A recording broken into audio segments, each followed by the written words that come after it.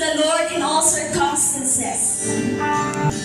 Sa panahon man nga kapoy, give thanks to the Lord. Sa panahon sa kagulaanan, give thanks to the Lord. Sa panahon nga malipayon ka, the more you ka nga mag-praise, the more you ka nga mag-dying, the more you ka nga magpasalamat diya sa atong buhi nga Dios. Hallelujah! So abi-abi ha, pahiyumi ang imong katapad, imong kaigsuonan. Hallelujah!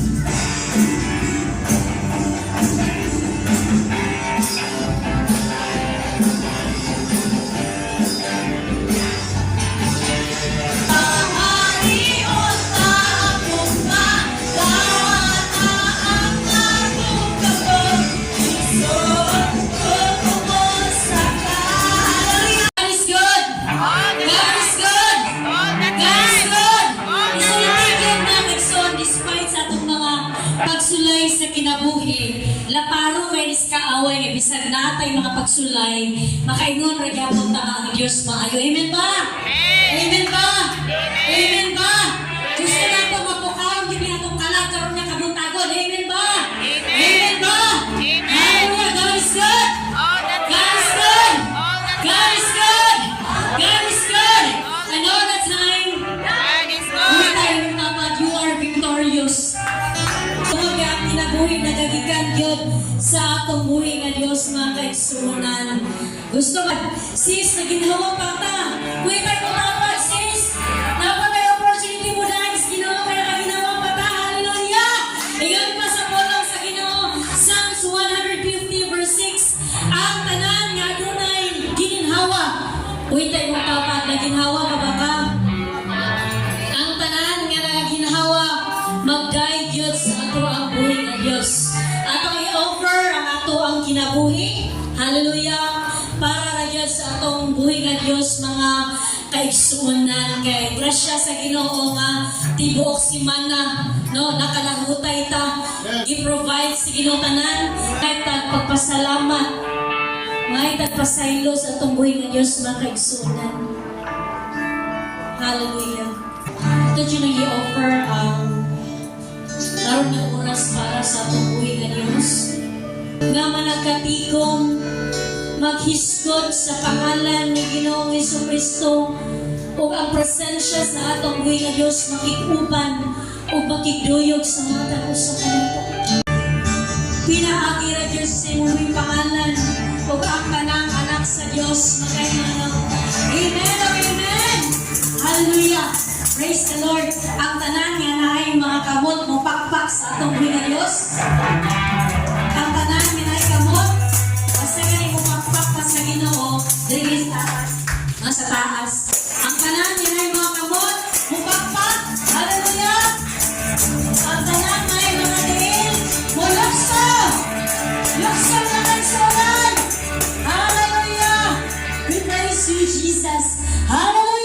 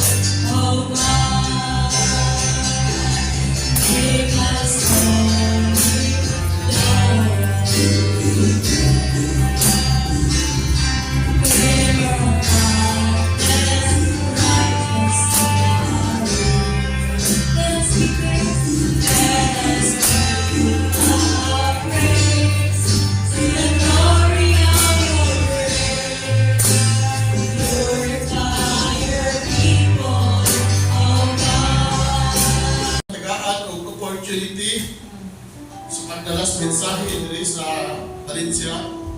No, o labos na lang salamatan ang Diyos sa tanan niyang ginahimo sa tutag sa tagsa nga kinabuhi. In John 6:37, no? Na ang muduol kanako dili gyud nako isalikway. Amen. Ang Diyos, nasayod lang ang Diyos maayo kayo sa atong kinabuhi. Ang Diyos, ang pagtuo na makaluwas, hatag sa Diyos. Ang kinig ato, wala gid kay ato, bisan ang atong kinabuhi, hatag sa Diyos. Ang pagtuo nga makaluwas, hatag sa Diyos. Ang mahimo ra gid nato ang pagdagog pigit sa Diyos.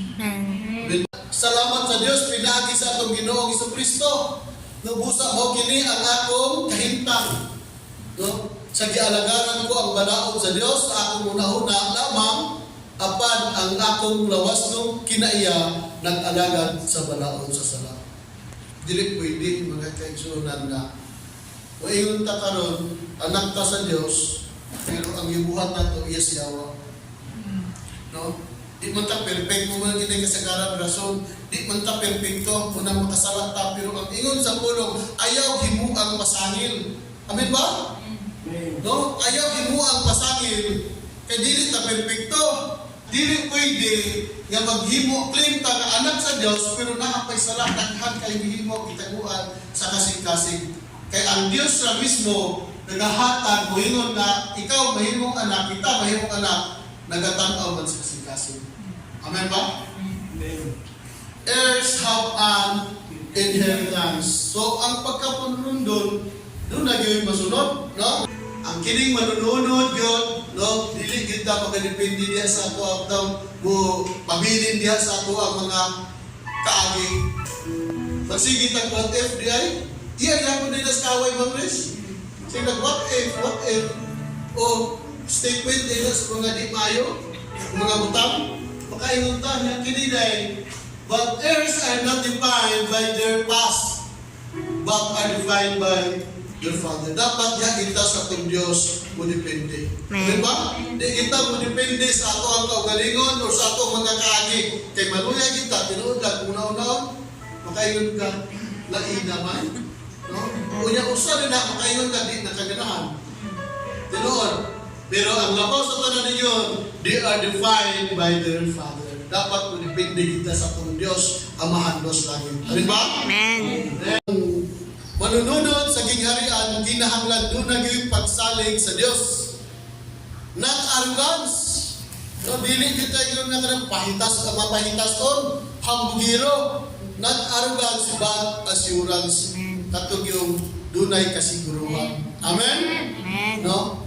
Ang pagka manununod, diya sa gingharian, magkinabuhi yun, na dunay pagsalig sa tumbuhi ng Diyos. Dili yun nga hambugiro, no? Kaya dili na iya sa Diyos. Ang magpataas, dili gina iya sa Diyos. But assurance. Katong yung makita na to pagkasigurado. Amen? Ang atong paghahugtan na ang saad sa Diyos, no? Dili ingon nga saad sa tao nga dili matuman. Dahil ang saad sa Diyos, kung ang Diyos magasaad, magatuman, basta kay unahon na gid nato paharion ang Diyos sa atong kinabuhi. Amen. Amen ba?